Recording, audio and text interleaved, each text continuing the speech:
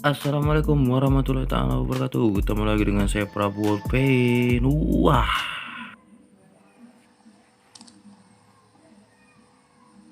Assalamualaikum warahmatullahi wabarakatuh.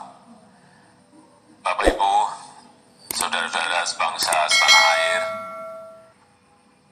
pagi tadi saya telah memimpin rapat terbatas secara virtual tentang Undang-Undang Cipta Kerja bersama jajaran pemerintah dan para gubernur.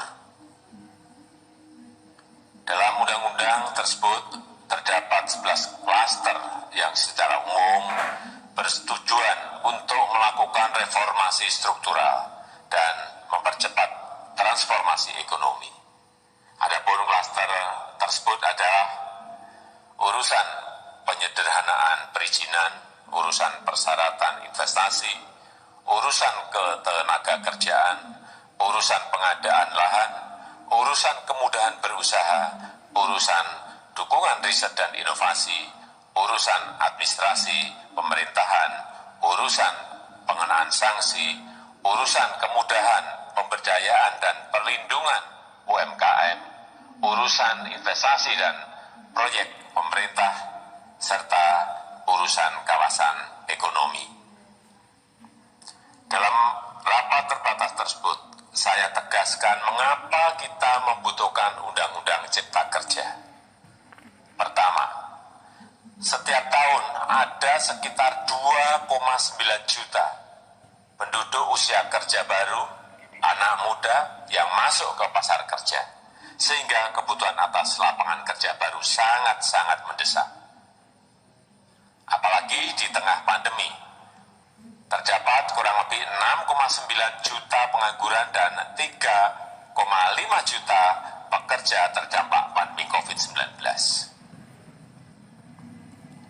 Dan sebanyak 87% dari total penduduk bekerja memiliki tingkat pendidikan setingkat SMA ke bawah, di mana 39% berpendidikan sekolah dasar, sehingga perlu mendorong penciptaan lapangan kerja baru, khususnya di sektor padat karya. Jadi, Undang-Undang Cipta Kerja bertujuan untuk menyediakan lapangan kerja sebanyak-banyaknya bagi para pencari kerja serta para pengangguran. Kedua, dengan Undang-Undang Cipta Kerja akan memudahkan masyarakat, khususnya usaha mikro kecil, untuk membuka usaha baru. Regulasi yang tumpang tindih dan prosedur yang rumit dipangkas.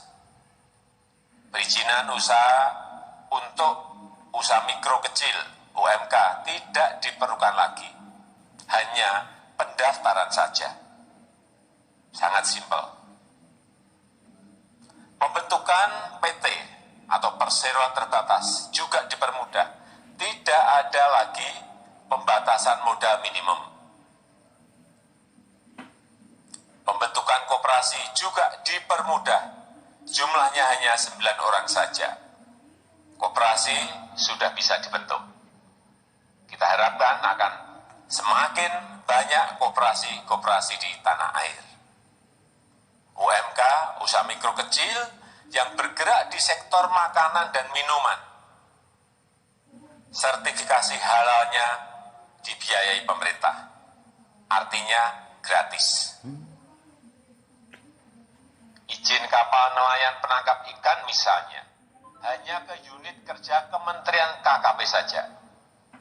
Kalau sebelumnya harus mengajukan ke Kementerian KKP, Kementerian Perhubungan, dan instansi-instansi yang lain. Sekarang ini cukup dari unit di Kementerian KKP saja. Ketiga, Undang-Undang Cipta Kerja ini akan mendukung upaya pencegahan dan pemberantasan korupsi. Ini jelas karena dengan menyederhanakan, dengan memotong, dengan mengintegrasikan ke dalam sistem perizinan secara elektronik, maka pungutan liar, pungli, dapat dihilangkan. Namun, saya melihat adanya unjuk rasa penolakan Undang-Undang Cipta Kerja yang pada dasarnya dilatar belakangi oleh disinformasi mengenai substansi dari undang-undang ini dan hoax di media sosial.